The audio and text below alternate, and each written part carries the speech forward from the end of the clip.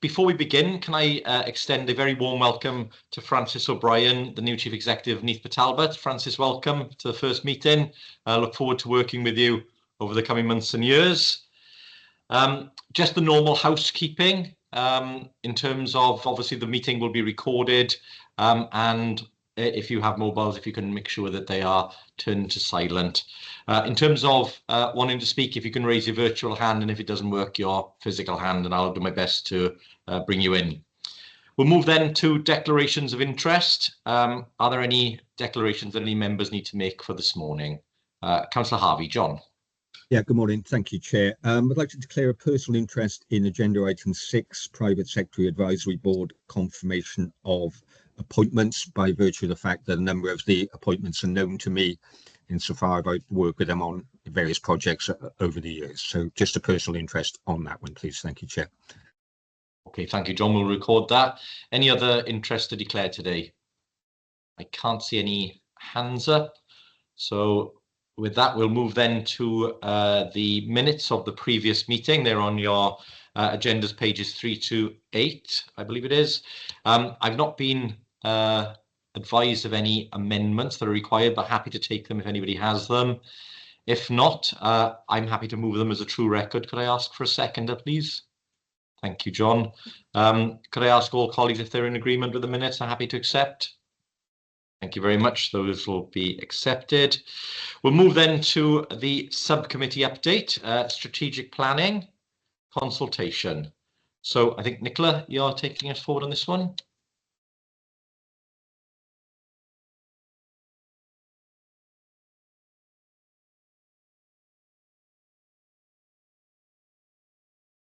Is Nicola with us this morning? Yeah, Nicola, I think you're on mute. Yeah, sorry. Oh, go ahead, Nicola. Apologies.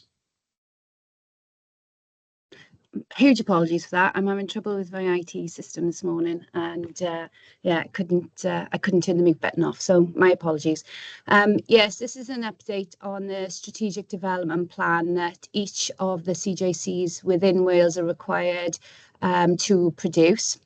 There's an update in the report which indicates that we've previously written to the former minister who had responsibility for planning, indicating that we were not prepared to commence the preparation of the strategic development plan without sufficient resources. And I believe that letter went from you, Councillor Stewart. We did have a response from the minister at that time indicating that any spare money left over after the regional transport plans were prepared could be utilised to deliver the strategic development plan. Well, the funding that was provided for the regional transport plan was insufficient to actually deliver that transport plan. So there were no leftover funding available, and it would have been insufficient anyway.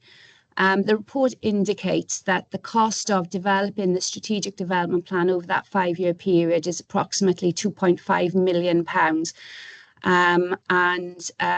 We have identified that spend profile over the 5 years, and that accounts for 6 members of staff covering the whole of the region. So it's not we haven't been sort of extreme in terms of the resource that we are allocating to this particular piece of work.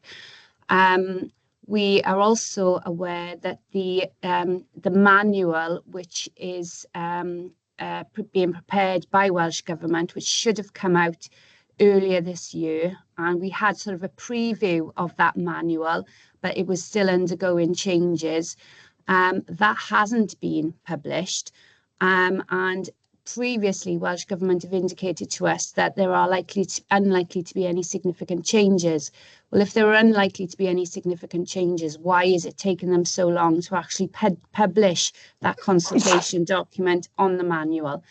So our advice to members at the subcommittee was that we do not progress in the absence of that manual, and we do not progress in the absence of appropriate funding to deliver the STP, because not only is it an expensive exercise to undertake, we do not have the staff within the region at present to redeploy to undertake this piece of work, because we're all undertaking work on our replacement development, local development plans, or the monitoring and evaluation of those plans. So in a nutshell, Councillor, our position is that we do not progress to develop the strategic development plan in the absence of the funding, in the absence of the manual, which we are required to undertake. And we will continue to lobby Welsh Government for those resources. And we are also in consultation with the other CJCs throughout Wales. And we've had confirmation from the North Wales CJC and the Mid Wales CJC that they are happy to sign up to a letter with our CJC to Welsh Government, lobbying for appropriate funding to be made available. At the time, as of yesterday, we hadn't had a response from the Cardiff Capital Region, but we are pressing them to be included within the lobbying we're undertaking. Now, there is a risk associated with the activity or the actions we are proposing, because we are technically in breach of the legislation, but I think that is a risk worth taking given the fact that they haven't actually issued the procedures that we are following. Also, we are aware that the Cardiff Capital Region have prepared a delivery agreement, which is what Welsh Government are pushing for us to do. They've prepared one, no other CJC within Wales has, and we are of the opinion that it's an academic exercise to complete the delivery agreement, because the delivery agreement identifies the milestones that you will achieve from the start of preparing the STP to the adoption. If we don't have the funding and we don't have the resources, what is the point of having a delivery agreement in place if you can't actually implement that? We know that the Cardiff Capital Region has done a delivery agreement, and that requires £3.5 million to deliver. And we're also aware they don't have the funding allocated to deliver that delivery agreement. So as I say earlier, it appears to me to be an academic exercise. So our recommendations are within the report. We've taken it to the subcommittee. They're in agreement with the recommendations, and it's also been to scrutiny committee, and they also agreed with the recommendations. So I'm happy to take any questions, Councillor Stewart. Thank you, Nicola, for that run through. And again, I'm sure the Joint Committee will hear your advice on this matter, and we will then come to a conclusion about which way we go. In terms of, I just got a question. You mentioned there that we will be in breach of potentially technically in breach of the legislation, but there is some defence against that, given that the government themselves haven't issued some of the necessary documentation. Should the documentation be made available but not the funding, what was your advice then? If the documentation in terms of the manual is released, they're actually releasing it for consultation first of all. So it's going to go out to consultation. They will take on board any advice from any stakeholders, and then they will have to publish the final version of that document, and that is likely to take time. If it does indeed get published and approved by Welsh Government, then the risk does increase to us if we fail to continue to commence delivery of the STP. But at the moment, we've got two of the other CJCs in exactly the same position as us and agreeing with our position going forward. So 3 of the 4 CJCs, and possibly the 4th, if Cardiff Capital Region can confirm their position to us shortly, we'll all be in the same position. So the risk, I think, is relatively controlled, because Welsh Government would have to take action against all authorities and all CJCs in Wales, which I can't imagine them wanting to do. Okay, thank you, Nicola, for that clarification. I think it's important, though, that when we lobby Welsh Government, that is done politically and through officers, because I think it's important that both the corporate and political sides of the organisation receive the arguments from us. As you know, I also hold several other roles, including the economy lead for Welsh Government, for WLGA. And again, I'd be very happy as part of that role to lobby on behalf of all of the CJCs for us to receive appropriate funding and for the documentation to be released appropriately so that we can then make a decision to progress. Because I think ensuring that we have the necessary documentation and strategies and plans in place to be able to deliver on planning is important, but we do need to be funded to do that effectively. So very happy to pick up that and ensure that we do have those conversations with the relevant ministers in Welsh Government. I'm sure colleagues will want to do that as well. Councillor Hunt, I'll come to you next. Steve? I know Nicola wants to come back, but perhaps you can pick up my point then as well then. Funny enough, Rob, I was going to say that to you. I knew what, with the WLGA, what hats you wear. I mean, the lobbying is critical. Of course, these won't be delivered without the appropriate funding, as Nicola has outlined. So that's clear.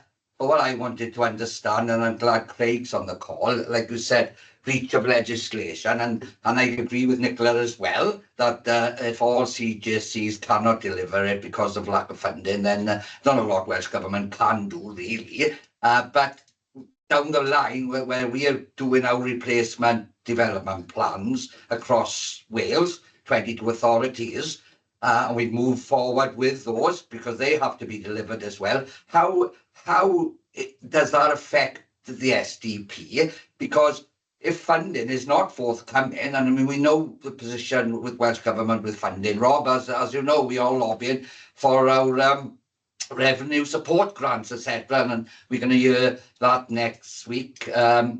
So I just wondered legally, where are we? Are we in a catch-22? Are we in a, because time is of the essence, isn't it? The planning of these and the time they take to deliver is a long time. So unless do we carry on moving forward without funding to get to a point? I don't know if you get what I'm saying, but maybe you can explain that. But thanks, Rob. Yeah, thank you, Steve. I think there were two questions in there, one about funding, wasn't there, and one about the legal implications if we don't proceed. So, Craig, do you want to pick up the legal implications bit, and then I'll come back to Nicola then?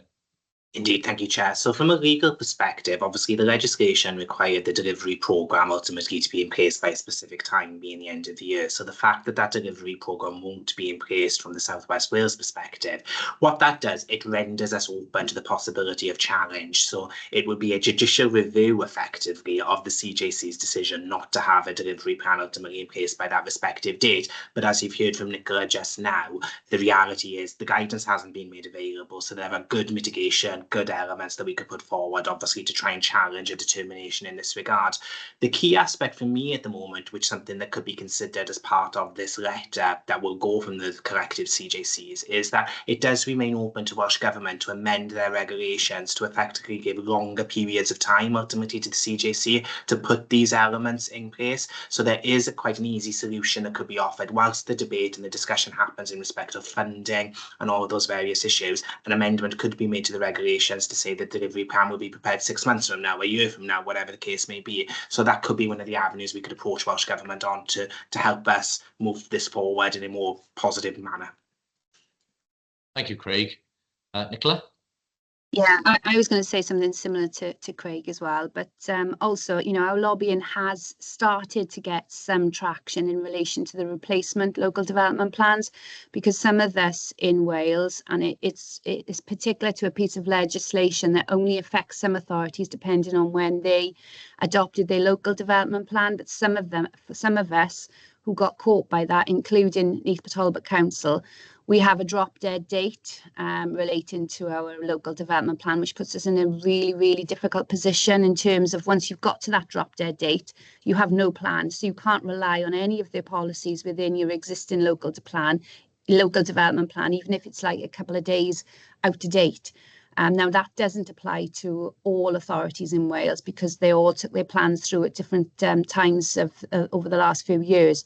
Now, we have been lobbying hard on that and we are getting some traction. So Welsh Government are starting to understand the problems that we've all got, which is why it's important for us to continue to lobby for the appropriate funding. And it's also important for me to say that it's not just about funding. There is a lack of qualified, experienced planning officers, and it's been referred to by UK and Welsh Government a number of times now. There is a lack of that resource, and we need to be lobbying academia to ensure that we are getting a sufficient number of planning graduates through the universities, so that we have a pipeline of talent that can help us to deliver our spatial aspirations across the region and within individual authorities also. It's also important to say that we have looked, and this would probably be one of our mitigating measures if we were ever challenged. We have looked at what stage all of our local development plans are in, and whether we can redeploy some of the staff from within those existing local authorities to deliver the STP. But because we are all in the throes of replacing our development plan, except I believe for the park, or one of the parks, and forgive me, I can't remember which one it was, so I do apologise, I should know that. Everybody is in the throes of delivering their replacement local development plan, and we've actually asked Welsh Government, can we pause that process to concentrate on the strategic development plan so we can redirect staff? And we've been given the answer no. So we are trying to be flexible and pragmatic. And again, all of those issues will play in our favour, I think, should the Welsh Government take the drastic action of judicially reviewing us, which, as Clerk says, and I agree, I think is highly unlikely. So I'm hoping that answers the questions. Thank you, Nicola. I'll come to Councillor Price next. Darren? Thanks, Rob. Yeah, I'm fully supportive of the joint letter between different CJCs to Welsh Government, based on what we've discussed this morning. I think there's certainly a case for Welsh Government to extend the timescales, particularly given the delays we've seen in terms of the guidance. So that's certainly something I'd support. But I think fundamentally we're no further forward, are we, from where we were 2 years ago.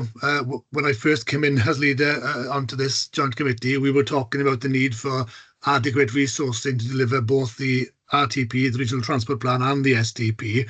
And whilst we've had contributions on the RTP, which has been welcomed, we're not at that stage with the STP. So I think, whilst Nicola says it's not just a case of resource, and I quite understand the point she's making in terms of staffing capacity across Wales, the resource issue for me is fundamental, because when we talk of the sums that are involved here, they're pretty significant. And as you mentioned at the start of the meeting, we have been in discussions with the Welsh Government over the past few weeks in terms of the settlement that we're due to get next year. And fundamentally, from my point of view, the people in Neath are not screaming at me telling me we need an STP on a regional basis. They're far more interested in terms of protecting local services. So in terms of the impact that we will have to burden next year in terms of the levy, I think this is a very real one that we need to be mindful of. And I think it's a very real one that Welsh Government need to be mindful of, because there are difficult decisions facing us all, as we all know. And certainly from my perspective, developing an STP, which in my mind would not add much in terms of the planning system in Carmarthenshire, is not top of the list. But if Welsh Government want to fund it, then that clearly is a decision for them. Diolch. Okay, thank you, Darren. John next, Councillor Harvey. Yeah, thank you, Chair. Yeah, I mean, I don't want to repeat the points that have been made, but Nicola's absolutely spot on. There's a lack of professional planners in the system. I don't think, I'm a planner by profession myself, and I don't think planning is necessarily the most sexiest profession for youngsters these days coming through. But it provides an absolutely vital role, as we all know, both in terms of economic regeneration, economic benefits, and protecting the wonderful countryside, to name a couple. So I am supportive of the approach, but picking up on your point, Rob, I think there is a definite role for the WLGA here. I'm the planning spokesman, as are you, on there. And I think, if the WLGA were to lobby Welsh Government about this as well, I think that would be beneficial. I mean, talking of resources, I mean, longer term, once an STP is in place, when local authorities are then producing LDP lights, there should be less of a burden on local planning authorities. So I think longer term, it'll work out. But in the short term, we do have this particular issue. So just to conclude, yeah, happy with the approach suggested. Thank you. Yeah, thank you, John, for that. And yeah, absolutely, we can both pick this up from our respective positions, because I think we do need to ramp up the political conversation around this to see what progress we can make. And perhaps I'm a little more jaded than you, John, but I've yet to see a process that has made anything lighter for anybody. It's always dangled, but never usually happens. Aled, come to you next. Yeah, diolch yn fawr, Rob. Thank you very much, Chair. Just a quick thank you to Nicola and to Rob. I think I found this conversation perversely of comfort. We in the banner are going to struggle with actually delivering our LDP, given the costs. And I've thought now for a number of years that when you have shrinking budgets and statutory obligations, they will eventually hit the wall if they go down in gravity. And that's where we're at now. So we're having to have conversations with Welsh Government around our position. But the thing that strikes me is that when you desire to do good things, particularly with the environment in mind, you, at the end of the day, have the resource. You need the resources to do it. And, you know, it's a catch-22 for all of us, isn't it? So I'm perversely comforted, Rob, but I'd rather we were in a position that we could be able to do it. And thank you, Nicola, for your very wise advice. Okay, thank you for that, Aled. And again, I think, you know, we go back to brass tacks on this one, isn't it? And we started the CJC process in a conversation with Welsh Government that said that it would not place further burdens on us, and we would be funded to do those things that we needed to do. And I think we have to hold them to that starting principle that we entered into this agreement to create CJCs on. And I think that is something I think all 22 authorities and all of the other partners need to make sure that we continually remind the Welsh Government of, even if the ministers have changed, the obligations have not. So you know, that's what we will remind them of. Okay, I will come next to Councillor Clements. Di. Thanks.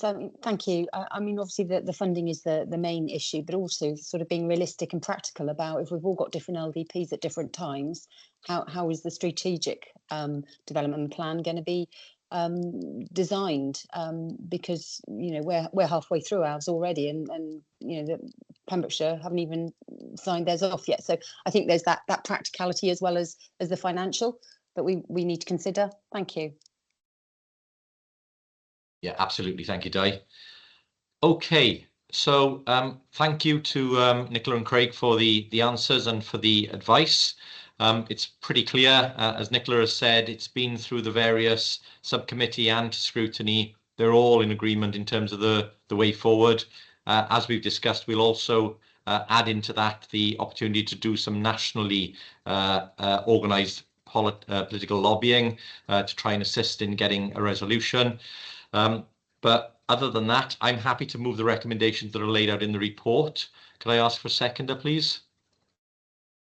Thank you very much. And can I just check, is this one of the topics that's open to all to vote on, or just local authorities, just so we can be clear? Chair, National Park members can vote as well. Yeah, absolutely. Okay, so thank you. So this one's open to everybody. So colleagues, can I ask you to show if you're in favour?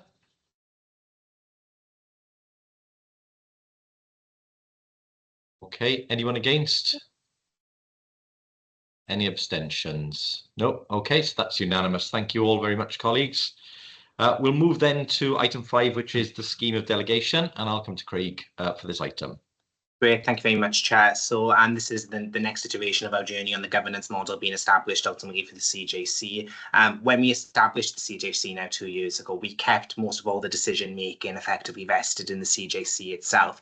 But as you can appreciate, there are some operational matters which now officers need to progress as we take matters forward, and to ensure that we've got appropriate transparency in respect of how those decisions are being taken, we're proposing a scheme of delegations which are included in Appendix A of this report. Nothing that will impact strategically the functions of the Corporate Joint Committee, but just more some operational matters to enable us to ensure that things can progress and we can develop the various work programmes that are being put in place at that strategic level. So the scheme of delegations is set out in that document, setting up the system which we will be following and the record keeping that we will be establishing, and also as well where there will be consultation ultimately with the respective lead officers and yourself then as chair. So we're hoping that by establishing this we have more of a operated process then as we develop our CJC journey going forward. Yeah, thank you, Craig. Very sensible. I mean, every council and organisation will have its scheme of delegation in place, so it is something that we should adopt appropriately for the CJC. So very happy to support that. I look to colleagues for anybody who's got any comments or questions for Craig on this item. If not, I'll happily move. Could I ask for a seconder again, please? Thank you, Darren. And can I ask colleagues to show if they're in agreement with the report recommendations, please? Thank you very much. That is again carried unanimously. We'll move then to item 6, which is Private Sector Advisory Board, confirmation of the appointments. We discussed obviously this item previously, and now this is coming back to us for ratification. So can I bring in Lead Chief Exec Wendy Walters on this item, please? Thank you, Chair. As you briefly mentioned, the report in front of leaders will present the latest update in terms of the new advisors added to the existing 6 that will be forming part of the new Private Sector Advisory Board. The report asks for a few delegations to myself as Chief Exec and yourself and the Monitoring Officer in terms of taking these matters forward. One being that we now hold our first introductory meeting in January, whereby the terms of reference and duties of those advisors will be clarified by myself and the Monitoring Officer. Secondly, that you approve that we now publish this list formally. Members have been informed this week, or sorry, end of last week, that today will be noted as ratified of their names, and that we move forward to publish them over subsequent days. And that is there for members to consider, and I'm happy to take any questions. Okay, thank you, Wendy, for that. Yeah, I think we had a good debate about this previously, so I think we've gone through the rationale for the list, and I think it'd be good now to get that ratified and ensure we can then confirm people's positions and get the people to work on what we need them to do. So I'm happy to open it up if anybody's got any comments or questions remain in the process. If not, again, I'll happily move this. The recommendations are on pages 31 and 32 of your report. I've moved. Could I ask for a seconder, please? Thank you, colleagues. Thank you, Darren. And if you could show if you're in favour of the report recommendations, please. Thank you very much. That again is carried. And again, thanks to Wendy and the team for the work done on this, and also to Will for the early work that was done in preparing the reports.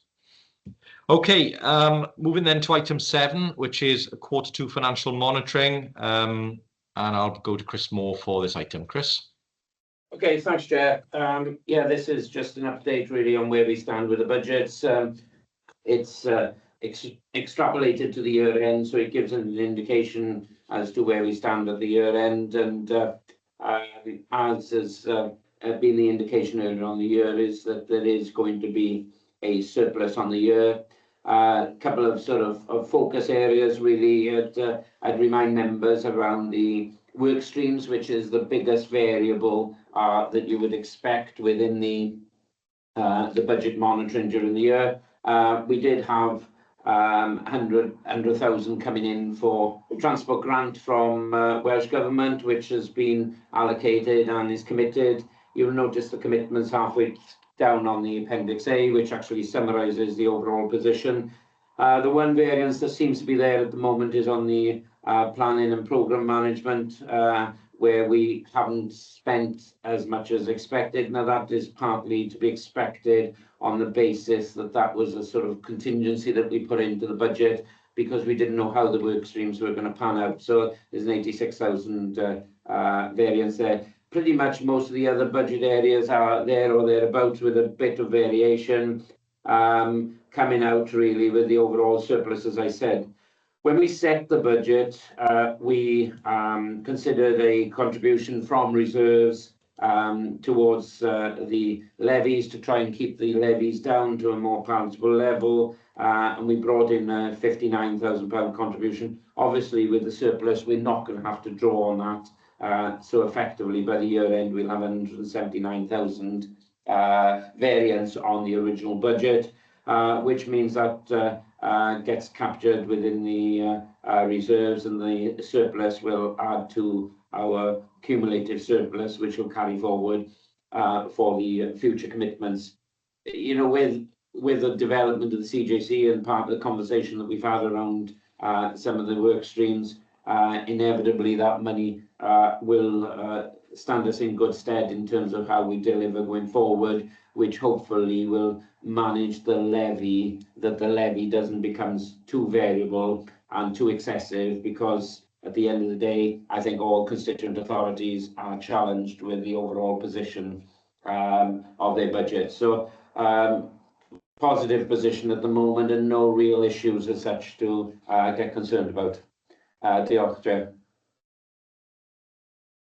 Yeah, thank you, Chris, and thank you for the work on this. Again, as you say, we've accumulated a healthy surplus at the present time, which we'll need to decide in due course how we utilise. But as you say, it may help us smooth the path a little bit in terms of levy in future years, which will be really helpful. Open it up to colleagues for questions to Chris. Steve, first hand.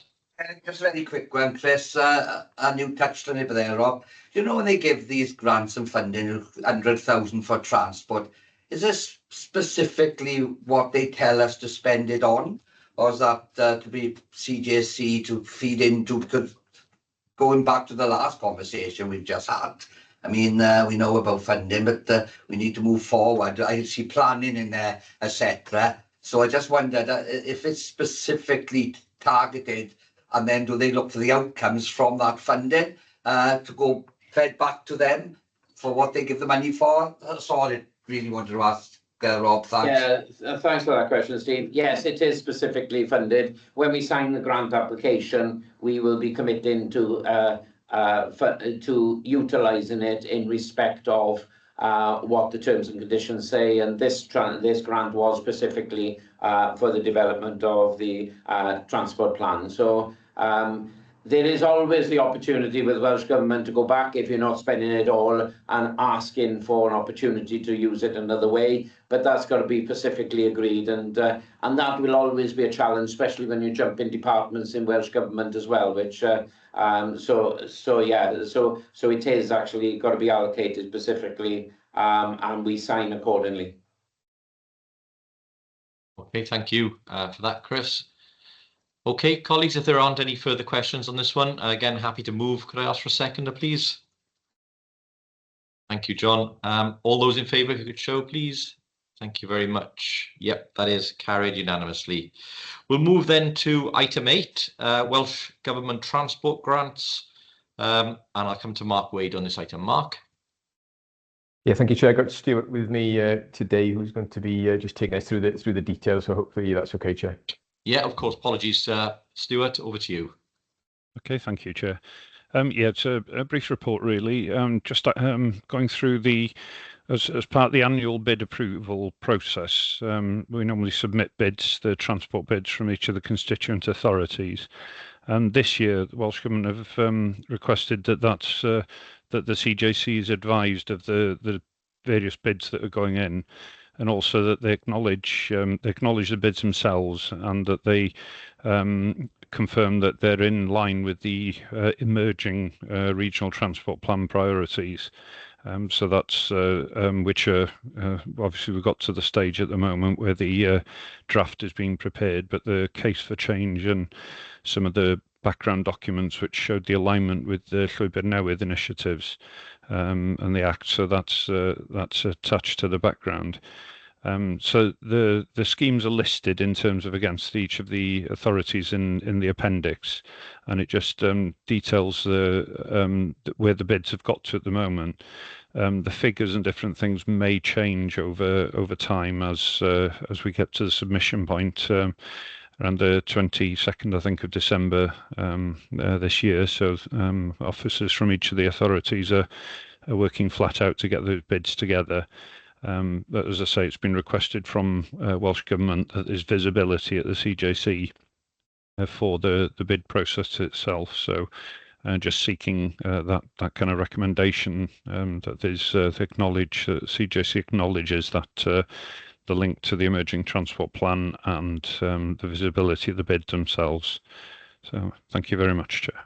Yeah, thank you, Stuart. This one's for noting, colleagues, but as Stuart has said, there are some key points in there that we do need to confirm that we do note and we see. As you know, we've got those emerging priorities. So look to colleagues for any questions to Stuart or to Mark. Steve, yeah, Councillor Hunt. It's me again. Just Stuart, obviously these are applications for bids and in all our regions except that. But they're not guaranteed success, are they? They're applications that the local authorities have identified the need, certainly with the active travel, etc. But there's a lot of money in there, and that's why I mentioned on the last question when they give money to specific things to be done, like the bids are, and they're excellent bids and thought out. So good work to whoever's put all this together. So thank you for that. But this is bids to go in. So when do you know if they're successful and will, well, we hope all of them are successful, or are they already been identified and the money put aside for them to be, because you said local authorities, because I know within Neath Talbot we have been actively working on these routes, etc. So these have all been confirmed, have they, that the money's there for them all? So that's all it was, Rob. Thank you. Yeah, thanks, Councillor Hunt. To be honest, the only confirmation I can give is that certainly some of these will not be successful. The funding allocations of indications are that they'll be reduced somewhere in the region of 50% compared to previous years. So this is just the initial bid process itself. As you say, we submit.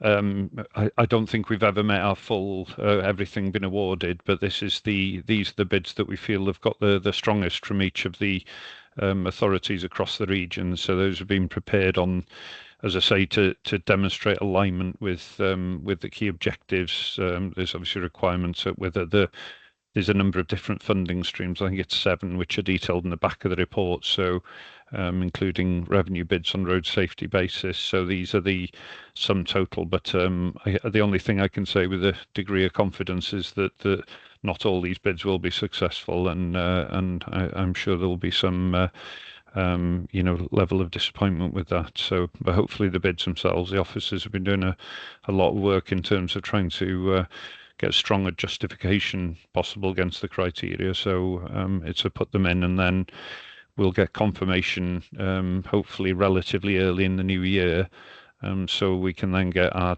delivery approaches in line to get them delivered during the next financial year. There is also an issue that some of the bids span more than 1 year. They're sort of larger bids, but the challenge with that is there may not be certainty that funding will be provided for future years. So thank you very much. Thank you. Thank you, Stuart. Councillor Harvey, John? Yeah, thank you, Chair. Thank you, Rob. Just a comment from me, really. A lot of the bids that have gone in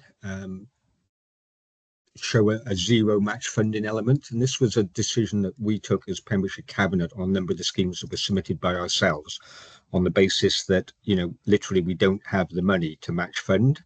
And the point was made that last Tuesday, I think it was, up in the Senate for along with Councillor Hunt there, for the regional finance, and Darren as well, for the regional finance seminar. And Anthony Hunt then from Torvine made that point to those members that were there as well. So I think it's something that we should be aware of, that whilst we're submitting these schemes as local authorities and obviously feeding through the CJC, that in a number of situations the match funding element is not affordable. And therefore, picking up on Steve's point, the likelihood is that a lot of those schemes will not be approved by Welsh Government because the match funding element isn't there. So whilst this is a report for noting, Chair, I'm wondering if some sort of recognition should be made by the CJC this morning about the match funding difficulties that local authorities are finding themselves in at the moment with these projects. Thank you. Yes, certainly, John. More than happy that we note that as well in terms of the pressure that the bid process places on local authorities. I think it's also something that Andrew Morgan may wish to pick up in his lobbying as part of the WLJ transport spokesperson role, because again, it'll be something that affects all authorities across Wales, and unless you are able to find the required resources, you inevitably then miss out. So yeah, absolutely, John, no problem. Thank you. Okay, I'll come to, I don't know whether it's Chris or Wendy, but back to the big room. Sorry, Wendy. It's just maybe the conversation's been had, but I just wanted to reiterate for Steve that the sovereignty for the decision making on all of this sits locally, Steve, with the local authority, not with the CJC. It's purely just for noting, as has been mentioned. That's not to say that future years we may see a regional pattern in terms of this. Not that I'm preempting matters, but there could be further debates around the regional working of the transport grants. Rob, to come back to your point, would you like us to draft a letter based on the point raised by Councillor John Harvey? Yeah, very happy for you to do that if you can. If colleagues are happy with that, more than happy. Address to? I think we address it to the Transport Minister. Okay. So to Ken, and we will obviously look to CC, or we'll need to engage with Andrew Morgan as the WLGA transport spokesperson as well, because as I said, this is another one of those that will affect every authority in Wales. So there'll be strength in us doing that again via the WLGA route as well. Okay, I'll come to Darren next. Councillor Price. Yeah, just to add to what John has said, yeah, obviously this is something that's been raised in a number of forums in the last couple of weeks through WLGA lobbying efforts with Welsh Government, and I think that match funding element in this instance in transport obviously is matched with concerns into match funding in sort of education, for example. So there are lots of different discussions to be had here, but I think in terms of our discussion this morning, I'd absolutely support that proposal by John. I think it's important, and I think it ties into a wider discussion we've been having as well in terms of the extent of transport funding that we can expect coming to the regions over the next few years. It's tied to that discussion of HS2 consequentials, you know, on what size that pot is and also how that pot is distributed. Because I think picking up on the point that Wendy mentioned there, whilst this is just for noting and the autonomy sits with each constituent authority, we know that in terms of the RTP that we're developing now, we will need to rank those across the whole region from, you know, from that point. So, you know, that in itself can create points of tension, I suppose. So we need to ensure that we've got as much resource as we can, isn't it, within the regional pot to try and support that programme over future years. So I'd absolutely support the proposal by John. I think we need to bring in that wider element of the scale of the funding pot that's available for transport in Wales within that letter as well. Yeah. Okay, thank you, Darren, for that. Okay, are there any other comments or questions? If not, this one is for noting, so if colleagues can just show they're in favour of noting the report. Thank you very much, and we'll take those follow-on actions that have been outlined there. So we'll move then to item 9, which is our forward work programme. It's on pages, I think, 125, 126. Can I just check, is there anything that officers wish to add on this item? Other than that, Sorry, Chair. Sorry, nothing for adding. It's there for noting, and any comments and or additions members would like to see. We'll keep it updated regularly at every meeting to make sure that you are fully cited. Okay. Any comments or questions on this one? If not, are we happy to note again? If we could show. Thank you very much. Thank you, colleagues. And then we come to our final item, which is urgent items. I don't believe we have any today. Is there anything urgent anybody wants to raise? If not, then we are at the end of our agenda. So can I thank you all again for your attendance, and